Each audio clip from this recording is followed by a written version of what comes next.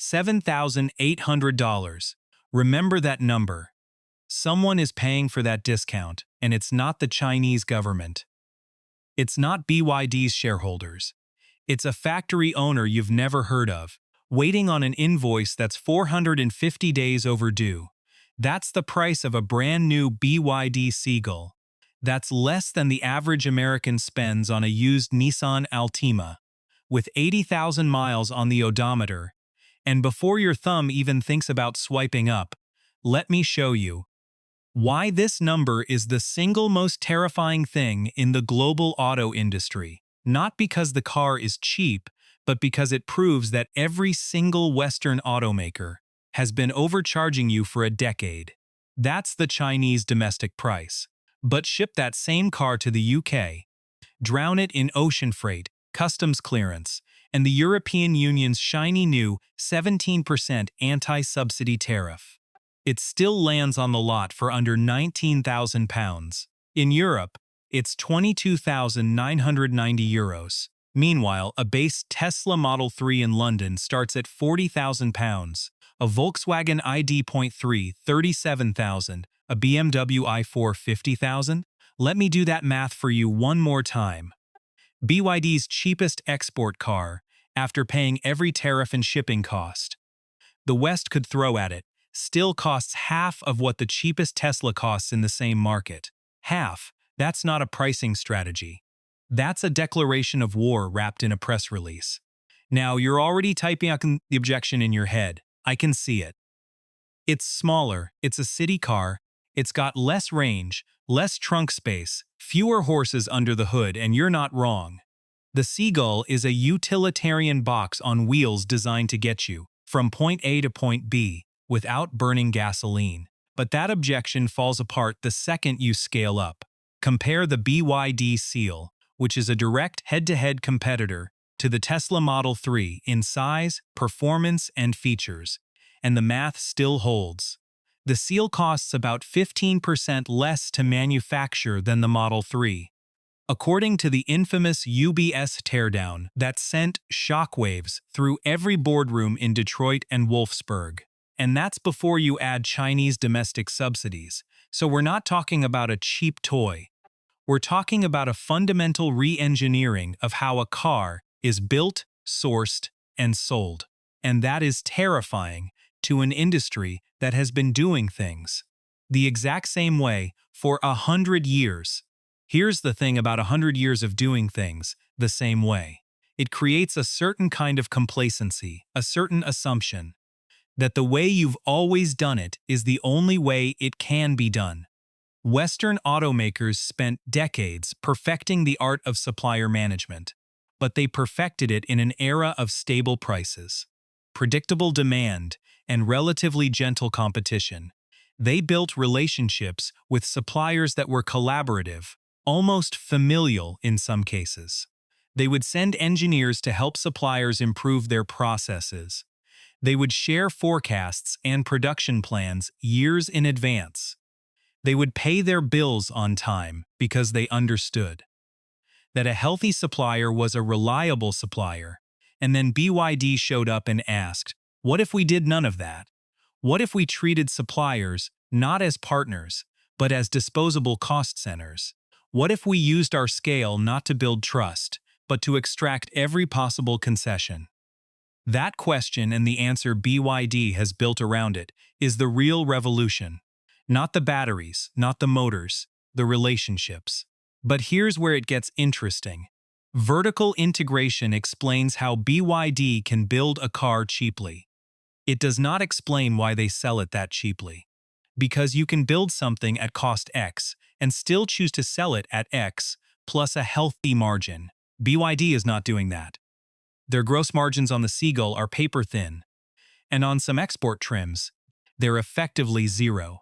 After factoring in R&D, marketing, warranty, and the massive cost of global expansion, many analysts quietly admit that BYD is losing money on every Seagull sold outside China. So why would a for-profit company deliberately lose money on a product that's flying off the shelves? The answer is not charity. It's not even brand building. It's market conquest.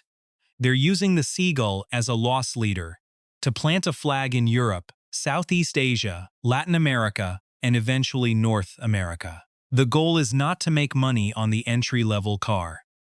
The goal is to strangle every other automaker's ability to compete at the low end of the market, forcing them to retreat to higher margin segments, where BYD will then launch their own premium models, with even better technology and even lower costs. That is the Amazon playbook, and it's working.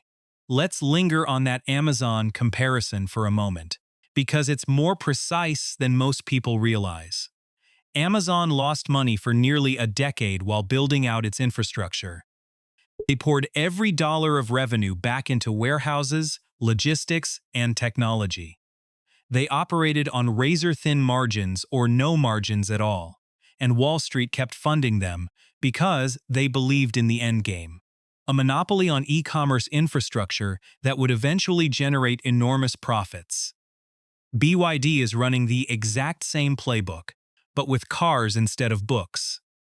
They are building out global production capacity, distribution networks, and service infrastructure at a pace that is almost impossible to comprehend. The Hungarian factory is one piece. They're also building in Thailand, Brazil, Turkey, and Mexico. Each factory is a bet on the future, and each factory is funded by the cash flow squeezed from the present. The suppliers are providing the working capital that BYD is using to build the factories that will eventually put those same suppliers out of business. It's a brutal irony, and it's entirely deliberate.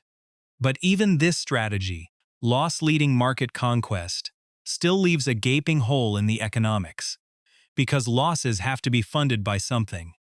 In 2025, BYD reported net profits of about 32.6 billion yuan, roughly $4.5 billion. That's not nothing, but it's dwarfed by their R&D spend of 63.4 billion yuan, almost $8.7 billion. They are spending twice as much on research as they are earning in profit. That means the losses on the Seagull and the massive R&D outlays have to be financed by something else, debt, equity, or cash flow, from other parts of the business. And this is where the government subsidy narrative rears its head, again and again and again. It's true that BYD has received enormous support from the Chinese state. In 2025 alone, they got 513 million yuan in direct subsidies from the central government, more than any other automaker. Over the past decade, total support for BYD, including cheap land, low-interest loans, tax holidays, and state-funded charging infrastructure, has been estimated at over 20 billion euros by the Kiel Institute. The European Commission's anti-subsidy investigation concluded that BYD's subsidies were sufficient to justify an additional 17% tariff, whereas Tesla's China-made cars only got a 7.8% tariff, because they received significantly less state aid. So yes, the Chinese government has been an active, enthusiastic partner in BYD's meteoric rise. But let's be precise about what those subsidies actually are, because the word subsidy gets thrown around so loosely that it's lost all meaning. A direct cash grant is a subsidy, a tax break is a subsidy, but so is a government-backed loan at below market rates. So is access to land at below market prices. So is the construction of national charging infrastructure that benefits every EV maker, but disproportionately benefits the domestic champion. The Chinese government has deployed the entire toolkit of industrial policy in support of BYD. And they've done it with a consistency and a long-term vision that Western governments simply cannot match. In the US, policy changes with every administration. In Europe, it changes with every crisis. In China, the plan for BYD was written 20 years ago and has been executed with almost surgical precision. That is not a criticism. It's an observation about the difference between a state that plans for decades and states that plan for election cycles. But wait, that still doesn't explain the price gap. Because Western governments have been throwing money at their own automakers, for decades, and with much less to show for it. In 2008, the U.S. Treasury handed General Motors and Chrysler nearly $80 billion in bailout money, and that was just to keep them from going bankrupt. The U.S. government gave Tesla a $465 million loan in 2010, which was absolutely crucial to Tesla's survival. The federal EV tax credit of $7,500 per vehicle has cost American taxpayers tens of billions over the past decade. Germany spent about 21 billion euros on EV purchase incentives. The UK had its own plug-in grant. Every major auto-producing nation has subsidized electrification, yet no Western automaker has been able to match BYD's price point. If subsidies were the magic ingredient, GM's Chevrolet Bolt would cost $15,000, and it doesn't.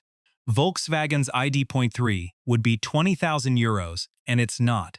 The subsidy advantage is real, but it is not the decisive factor. It's a factor, but it's not the answer. So we've eliminated the easy answers. It's not just size. It's not just vertical integration. It's not just subsidies. The math still doesn't add up. So where does the missing money come from? How do you sell a car for less than the sum of its parts? Pay your engineers, cover your factory overhead, fund next-generation LiDAR research, and still grow at 30% year over year. Take a guess, seriously. Think about it for a second, before I reveal the answer, because I promise you, what you're about to hear is not what they put in the press releases. The answer lies in the dark underbelly of BYD's supply chain, and it's a story that almost no Western journalist has told, with the detail it deserves. The losses don't vanish, they are transferred.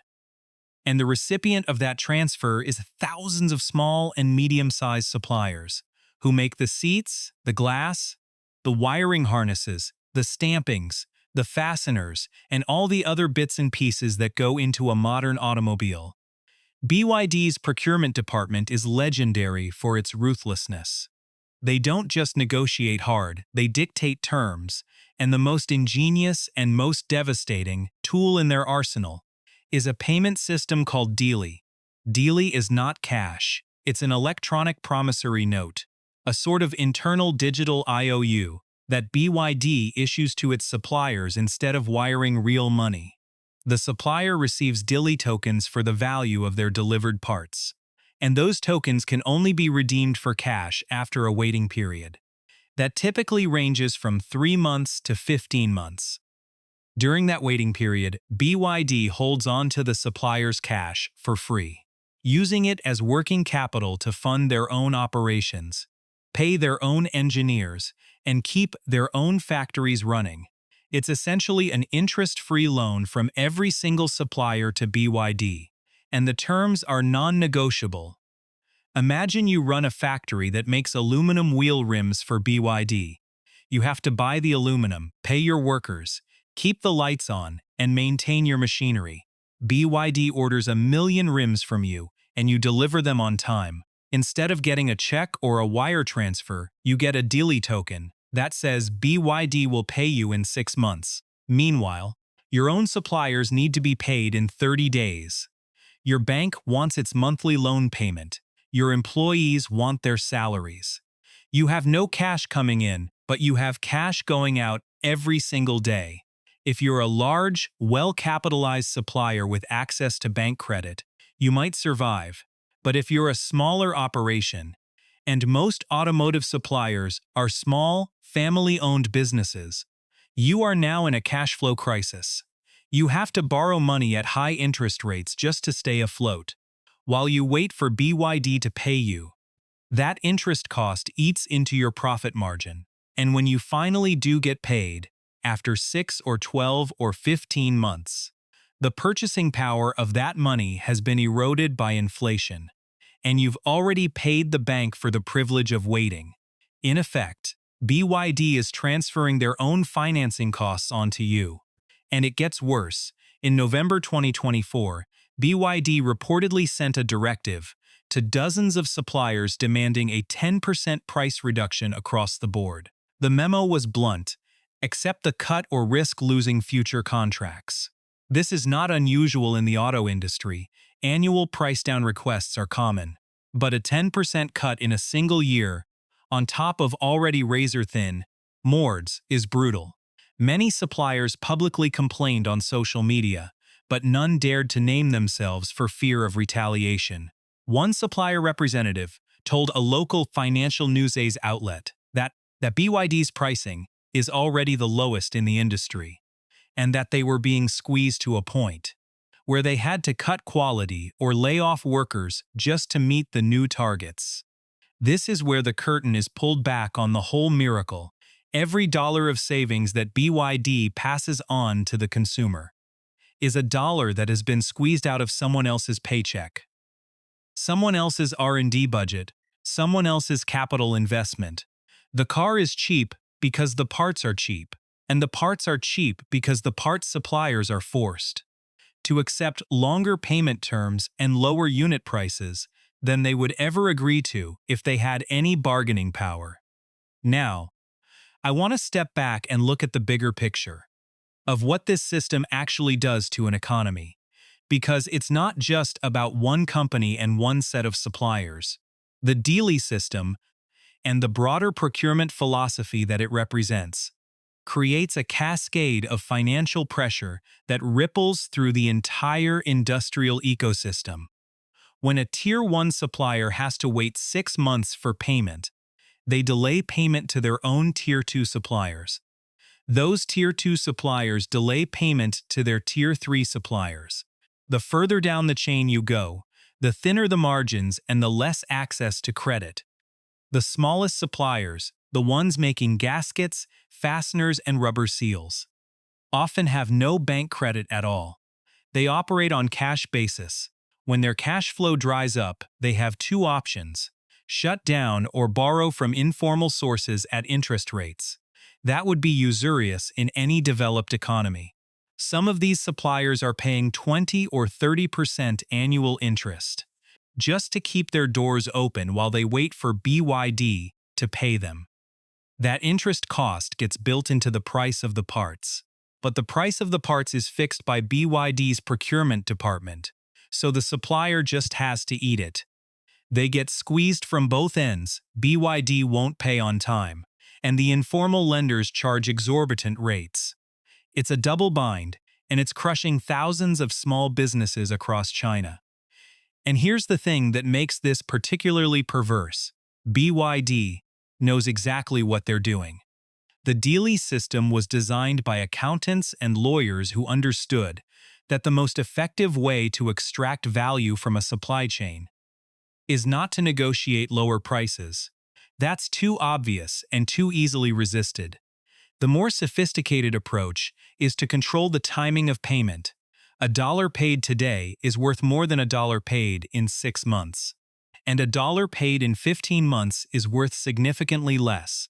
BYD is effectively taking a discount on every single part they buy, not by asking for a lower price, but by delaying payment, so long that inflation and interest do the work for them.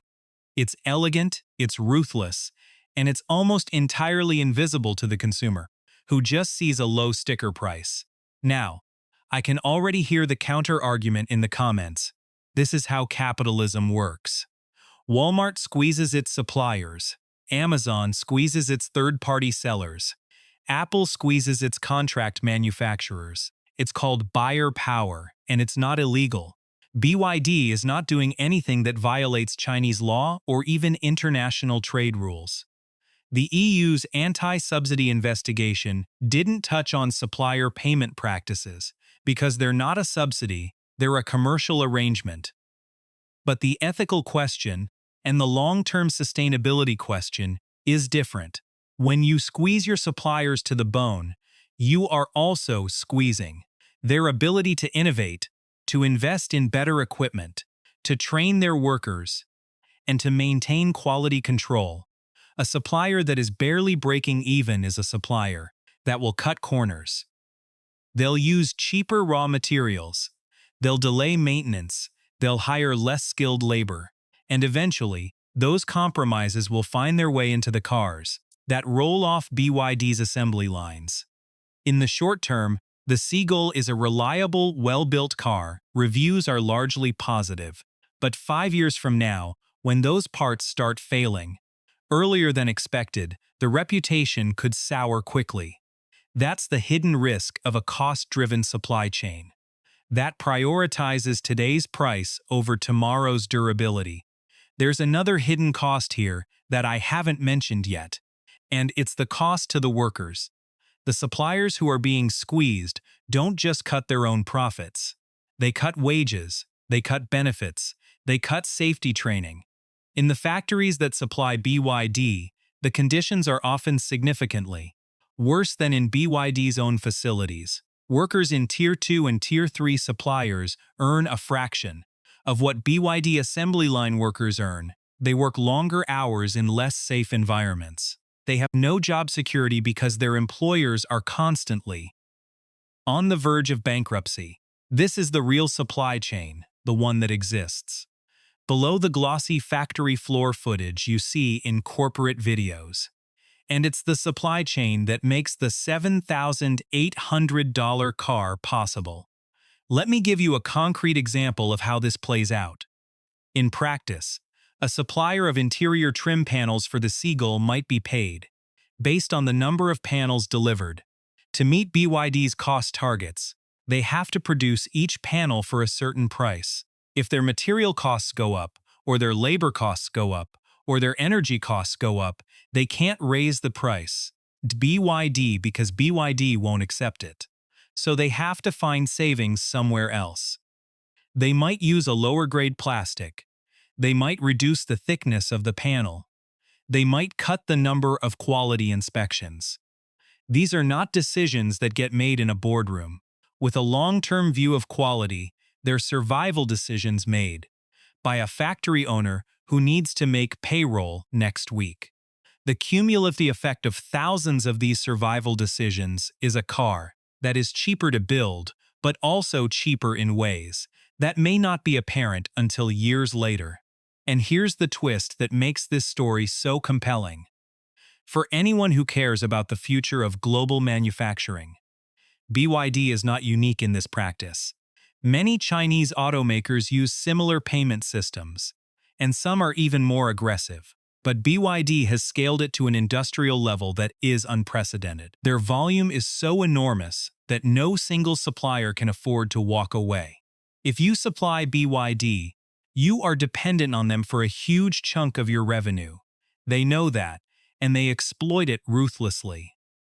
This is the ultimate expression of vertical integration, not as a technology strategy, but as a leverage strategy. Vertical integration usually means owning your suppliers. BYD's twist is that they don't need to own them, they just need to own their bank accounts. By controlling the timing of payments, they control the supplier's survival, and that control gives them the power to demand price cuts. That would be unthinkable in a market with more balanced buyer-supplier relationships. Let's compare this to Tesla, because the contrast is illuminating and almost comical in its directness. In late 2024, when BYD's supplier memo leaked, Tesla's vice president of supply chain made a point of tweeting that Tesla's average payment cycle is about 90 days, and that they believe in winning together with their partners. She explicitly said that Tesla does not ask for retroactive price cuts and tries to pay early when possible.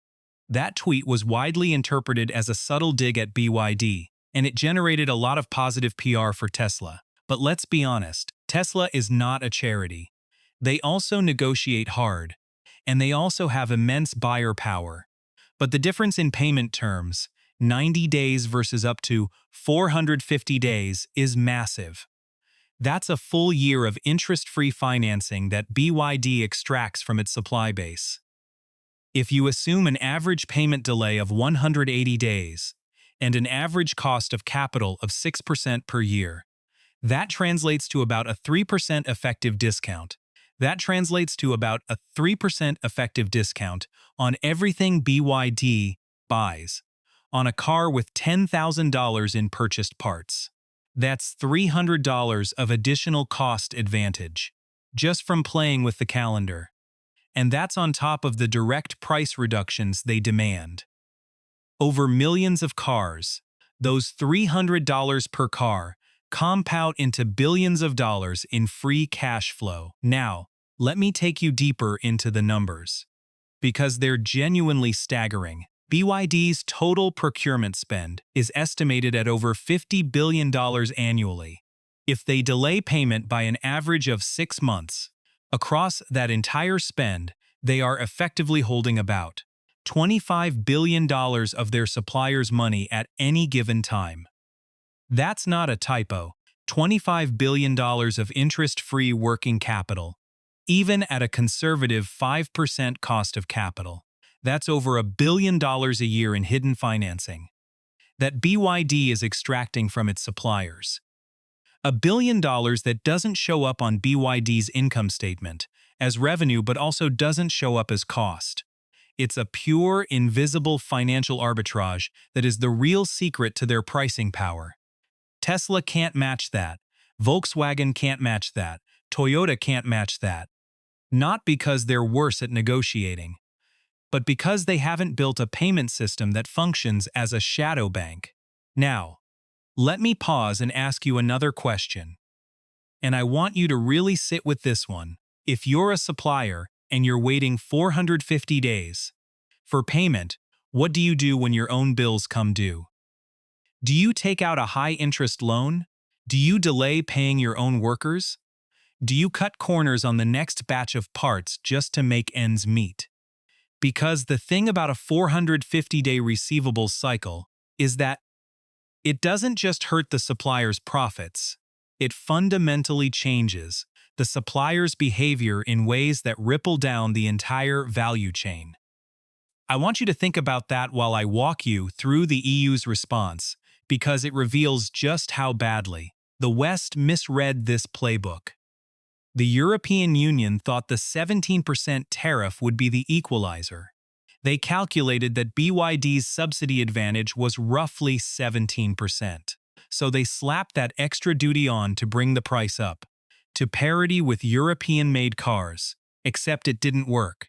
After the tariff, the Seagull still came in at €22,990, while the cheapest European electric hatchback, the Dacia Spring, which is barely a car, starts at around €20,000, but the Spring has half the range, half the features, and half the safety rating. The next comparable car, the VW ID.3, is over €35,000. So even with a 17% tariff, BYD is 30% cheaper, and that's because the tariff only addressed the subsidy gap, not the structural cost gap from vertical integration and payment terms. The tariff didn't touch the $300 of free financing, the 10% supplier price cuts, or the scale economies that come from producing 500,000 Seagulls a year.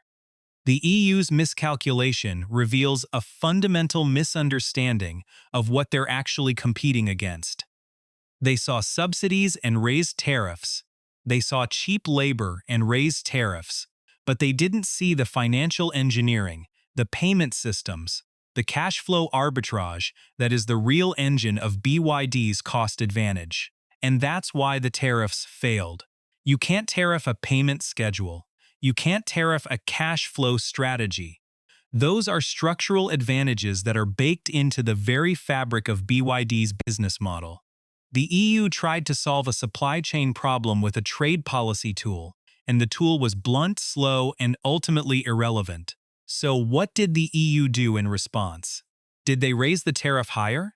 No. They did something more desperate, and frankly more revealing. They started pressuring BYD to build factories in Europe, hoping that local production would force BYD to use local suppliers, pay local wages, and adopt local standards, which would inevitably raise costs. And BYD called their bluff in the most devastating way possible. In 2025, they announced a €5 billion investment in a factory in Hungary, with an annual capacity of 150,000 vehicles. scheduled to start production in 2026. The Hungarian factory will assemble cars in the heart of Europe, using some local content, but BYD has made it crystal clear that they will still bring in their own battery packs, motors, and electronics from China. They're not relocating the entire supply chain. They're just doing final assembly inside the tariff wall, and because the anti-subsidy tariff only applies to imports from China, cars made in Hungary will face zero additional duties. That means BYD will soon be selling European-made cars, with European labor costs at essentially the same prices they charge for imported ones. The tariff became a temporary speed bump, not a permanent roadblock. The EU's master plan to stop the flood ended up being a free pass to set up shop right in their own backyard, and that brings us back to the Seagull itself. Because the numbers around this model are almost too absurd to believe. Launched in April 2023, it reached its 1 millionth unit in just 27 months. That's the fastest any electric city car has ever hit that milestone. In 2025 alone, BYD sold 529,537 Seagulls in China, making it the best-selling sedan in the entire Chinese market. Not just the best-selling electric car.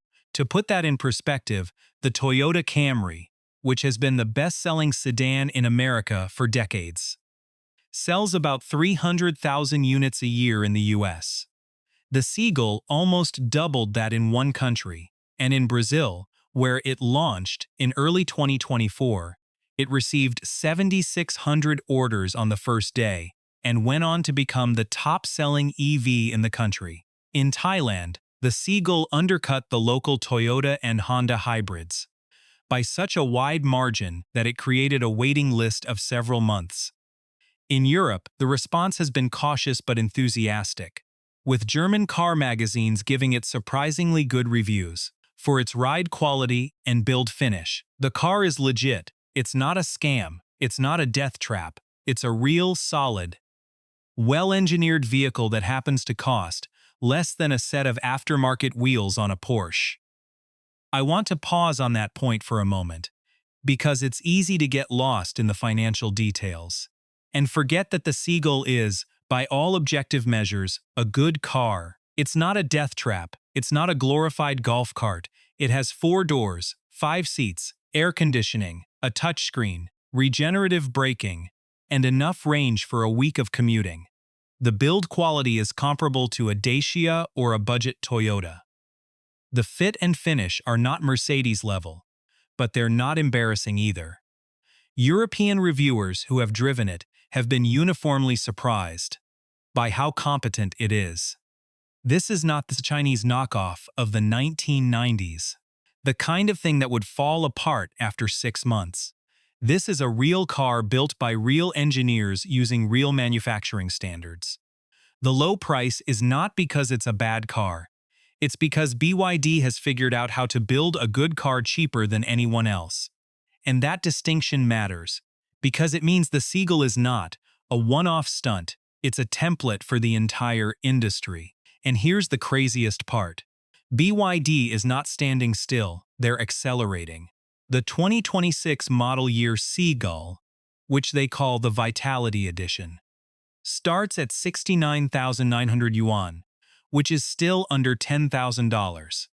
But the mid-range and top-spec trims now come with an optional driver assistance system called God's Eye B, which includes a LiDAR unit. Let that sink in for a second. A car that costs less than $10,000 can be equipped with a spinning laser radar that was, until very recently, a $5,000 option on luxury vehicles like the Mercedes S-Class or the Waymo Robotaxis. Now you can get it on a city runabout. That costs the same as a used motorcycle. That is not incremental improvement. That is a technological landmine, because it means BYD has figured out how to manufacture and integrate LiDAR at a cost that is a fraction of what anyone else pays. They are not using off-the-shelf components from Velodyne or Luminar. They are building their own sensors, their own algorithms, and their own computing platforms.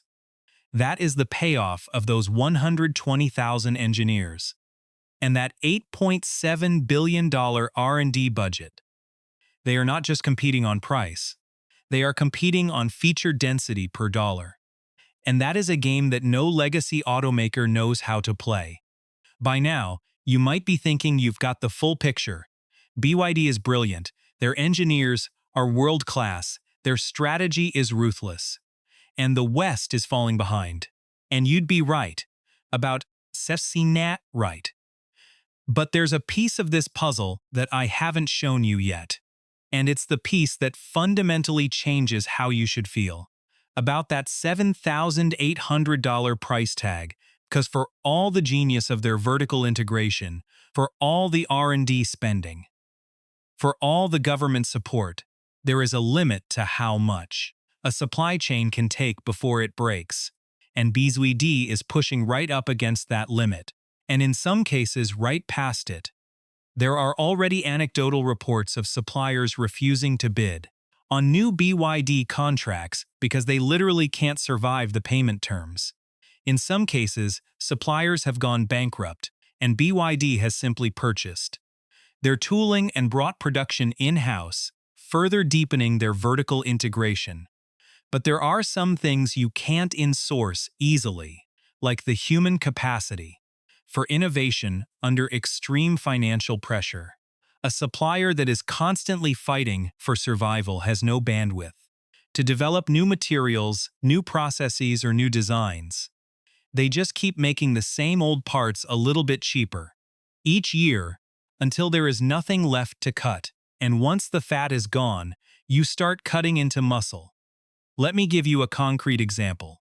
One supplier in Anhui province, who asked not to be named, because they fear losing their contract, told a local journalist that they are currently waiting 450 days for payment from BYD. 450 days, that is not a typo. That is more than a year. That supplier employs 800 people in a city where there is no other major employer. If they go under, those 800 families lose their income, and BYD will just buy their tooling, move production to another factory, and keep selling cars for $7,800. The loss doesn't vanish, it moves, and it moves to the people who can't push back. Now, I want to be careful here. I'm not saying BYD is evil. I'm not saying they're breaking the law. They are playing a game that has been played by every dominant manufacturer in history. Ford did it, GM did it, Toyota did it, Walmart does it, Amazon does it. But the scale and the speed with which BYD is doing it, and the fact that they're doing it in the middle of a global energy transition makes it feel different. It feels more ruthless, more calculated, and more consequential. Because when you're building the future of transportation, and you're building it on the backs of suppliers who can't pay their own bills, you're not just building cars. You're building a system, and that system has a breaking point. Let me elaborate on that breaking point, because it's more tangible than you might think. The Chinese manufacturing sector has a hidden vulnerability that rarely gets discussed in Western media: the health of its small and medium-sized suppliers. These suppliers are the backbone of the industrial economy, but they operate on margins that would be considered pathological. In any developed country, a typical Tier 2 supplier in China runs on a net margin of 2 to 3%. A payment delay of 6 months at an interest cost of 6% can wipe out an entire year's profit. A 10% price cut on top of that can push them into insolvency.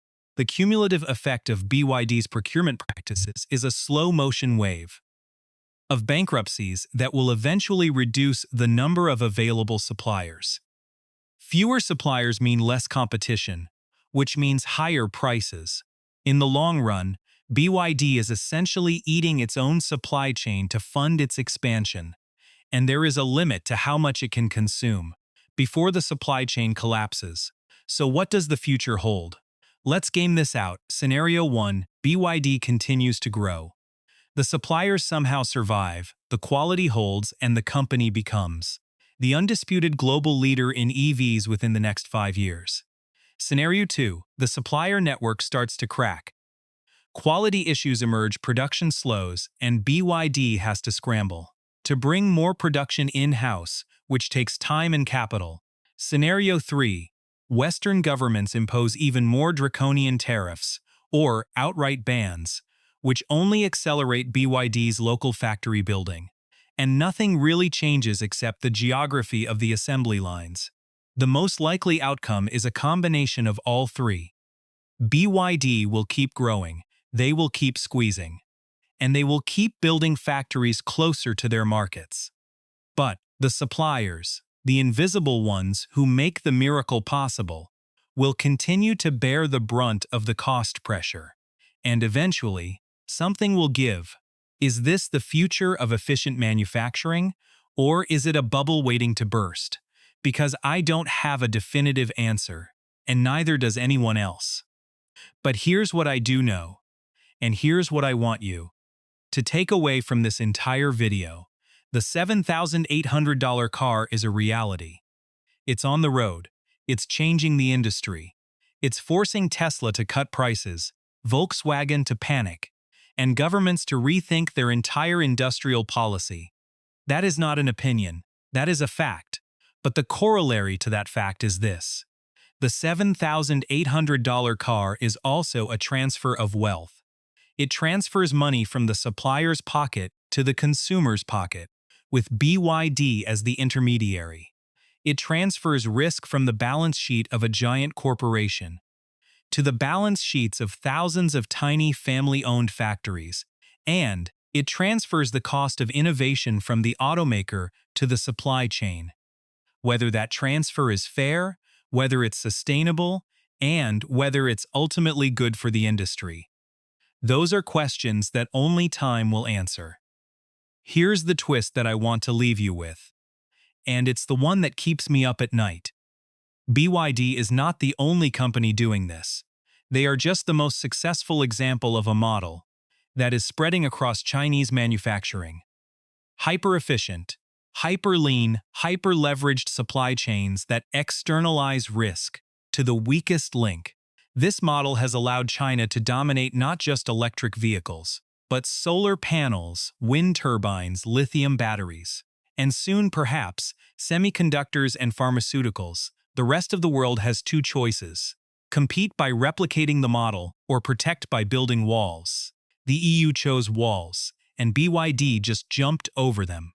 With a factory in Hungary, the US is considering even higher tariffs, but BYD hasn't even entered the US market yet, and when they do, they will likely build a plant in Mexico or Canada to bypass those two. Walls are temporary, cost advantages are structural, and the structural advantage of BYD is not just technology or subsidies. It is a willingness to squeeze every ounce of value from their supply chain, even if it breaks, because they know that when it breaks, they can just buy the pieces and rebuild it themselves. That is the cold, hard calculus of global competition, and it is absolutely terrifying for anyone who works in a Western auto plant, or who runs a small manufacturing business, or who believes that a race to the bottom is not a sustainable way to build an economy. But it is also exhilarating for anyone who believes that the future belongs to the most efficient, the most innovative, and the most ruthless players in the room. BYD is all three. So the next time you see a headline proclaiming that BYD has taken over the EV world, remember that behind every cheap car is a long chain of compromises. The battery is cheap because the cobalt comes from a mine with questionable labor practices. The motor is cheap because the magnets are made with rare earths that are processed with high environmental cost. The assembly is cheap because the workers are efficient, but also underpaid by Western standards, and the total price is cheap because the suppliers are forced to finance BYD's operations at zero interest. That is not a miracle, that is a transfer. And transfers, by definition, have winners and losers. I'm not here to tell you who the winners and losers are. I'm just here to show you the ledger. Because the beauty of a video essay like this is that you get to decide for yourself. You get to decide whether the $7,800 car is a triumph of human ingenuity or a warning about where capitalism is headed. You get to decide whether you'd buy one, knowing what you know now about the supply chain, and you get to decide whether the price is worth it. Not just for you, but for the 800 workers in that ennui factory who are waiting 450 days for a check. The $7,800 car is real. The question isn't whether it exists. The question is what it costs us, collectively, to make it exist. And that cost, the real cost, the one not printed on any sticker, is the price of a system that has learned how to make invisible the people who pay for our discounts.